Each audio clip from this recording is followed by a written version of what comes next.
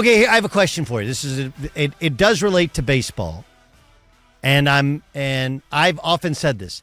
I don't believe the baseball playoffs begin until the play-in games have concluded. Right? Playoffs, multiple.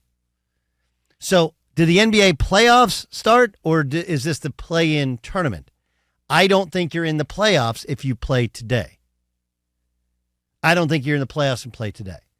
And the interesting part about it is, in the best case scenario, it's the greatest thing ever for the NBA because regardless of where they finished, the Warriors would go to the playoffs and the Lakers would go to the playoffs, which I still think is the most likely outcome. The most likely outcome of the Western Conference play-in tournament. Right, the Lakers, we discussed this yesterday. Would they, in their heart of hearts, prefer to get the 8 seed to play the Thunder? Yes, but they can't risk it and do gamesmanship and lose tonight. They're not good enough to just show up and beat the Kings or the Warriors in the second game of the play-in. So I think the Lakers win, and then I think the Warriors win this one, then beat the Pelicans, and then everybody is happy. Because in truth, the reason I believe baseball expanded their play-in, playoffs, whatever, was what we're seeing play out in the NBA. Because baseball's playoffs have been a ratings disaster when the Yankees and Red Sox are not both involved. And if neither are involved, it's really a mess like last year. The same is true for the NBA. You may have LeBron fatigue, but you definitely want LeBron in the playoffs, even to root against him. You may have Steph and Warrior and Draymond fatigue, but you still want them in the playoffs. Yes, Dan Beyer. Before you move on from the playing games, for your scenario that plays out, I'm just, because we had somebody on last week that, and you pointed out the standings and they said, well, hey, if there was no play-in tournament, you wouldn't have Golden State here with an opportunity to make a push, or they wouldn't even be in the bracket. They would be in the 10 seed. And I think on paper, in this NBA day and age that we live, that is correct. But I don't think it's an accurate portrayal of how teams now play towards the end of the season. The only team that actually really had urgency was Golden State, because there was at one point where they were battling with the Rockets to make sure they were in the 10 spot. Right. And then they had a game against the Rockets, kicked the crap out of them, and the rest was pretty much history and eliminated any chance that Houston had. And like so many teams, just kind of cruise along and throw in the towel.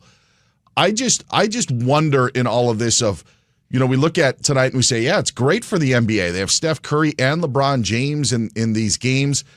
If you didn't have the play-in tournament, don't you think the urgency towards the end of the regular season would be much different? Yeah, of course. Yeah, and that's the other part of it is, wouldn't it be great to see LeBron James and Steph Curry and Zion and all these teams battling it out, going down the stretch where the last 2 weeks are worthy, instead of being like, all right, well, we may be the 6 seed, but if we're the 7, at least we're in. We don't want to do anything foolish. We think we can win the 7 seed.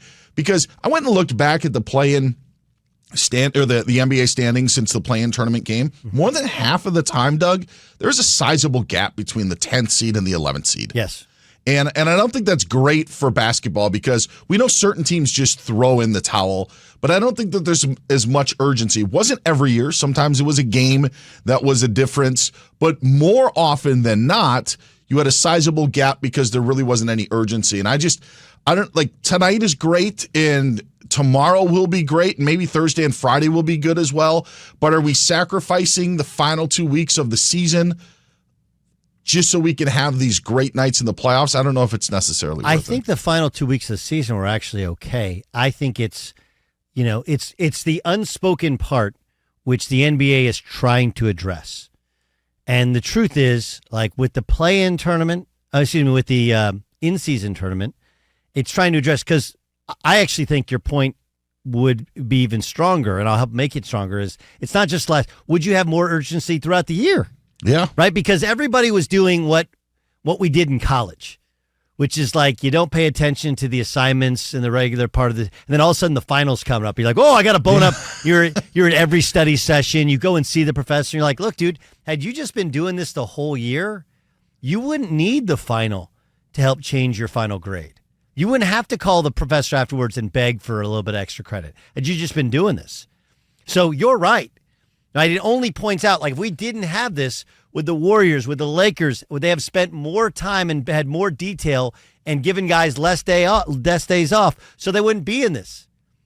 But the difference is, I think if you predate the play-in tournament, the 9th spot, there was a gap there oftentimes.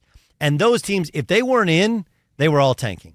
Mm-hmm. They were all tanking. And now you have fewer teams tanking and fewer time to decide you want to tank. So I think that's really still what's at work. Is it better? Modestly.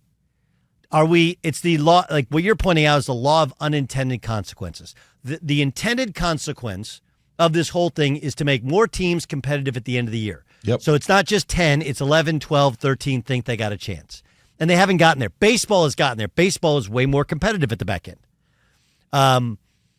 But I think that part has worked because you did have the Suns had to put a lot more effort into it, had to play those final couple of games so that they got out of the play-in tournament. So I think it's not we focus on 7 through 10, but 5 and 6 are also important, and then 11 and 12 are kind of important.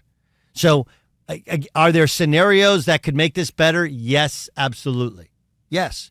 And there's ways in which you can make the in-season tournament more important is if, based upon your results in the in-season tournament, it creates some sort of ongoing score for the rest of the regular season.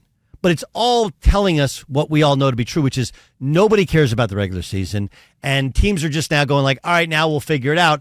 And, the Warriors and Lakers seem to get it going a little bit late, and now the Lakers are in this position where they don't really want to be the 7th seed. They want to be the 8th, but they can't risk it tonight. So I do think that's kind of interesting. C's get degrees, right? That's the old C's for degrees, yeah. Yeah. Yes. Yeah. And both these teams got C's. I also think that the timing of where the NBA is at this point, meaning LeBron's age, the trio in Golden State of where they are, that plays a part into it. If this was in the late 20-teens and we were having this where Golden State is dominant at that time, I think we look at the play-in tournament. I look at the play-in tournament for what we had last year, especially that when the Lakers ended up beating Minnesota, but then you had Oklahoma City win their game, so that was a shocker. And then they have this fired up matchup against the Timberwolves, and the Timberwolves win it and get momentum. And I looked at that as like a springboard, like, okay, look out for Oklahoma City. And what a springboard it was, because now they're the number 1 overall seed in the Western Conference. Like we knew, good things were on the horizon. It was like when I think it was the Clippers a few years back ended up going for it when they didn't have to, or you could have just punted on the season, and instead they went for the 8th seed and it paid off in the long run. Yeah. I think there's more value in that than there is in giving a safety net or a lifeline to aging veterans who don't put that much into the regular season. No, I get it, but the other part to it is it's a lot like baseball in that play-in game, you use your ace. So you lose your ace for the next series, right? In this, like I think for the Lakers, 1 game, let alone 2, and remember these games are played at a much higher level. Does it wear you out for the end of a series, right? Does it wear you down? I don't think it. I mean, obviously didn't last year with the Lakers getting in and then making a little bit of a run. But it does increase. Every game increases the risk of injury when you have older players, and it does potentially take time away from you. And for the Warriors, every game leads you closer and closer to the inevitable Draymond Green blow up and thus suspension, right? Yeah. Like you can almost set your watch to it. It's going to happen. It's just a question of when it happens. I will say this, and I think that it's important tonight to look at this. The play-in memories that I have are there have been blowouts too. Bad. Yes, there have been. But there have also been, we mentioned Oklahoma City last year, John Morant's arrival. Mm-hmm. None of it has been, remember what LeBron did in that play-in game? Remember what I don't even remember. The stories that have come from this have been about teams who are trying to make that next level or to become a playoff team instead of just, allowing teams reason to slack off. That's all.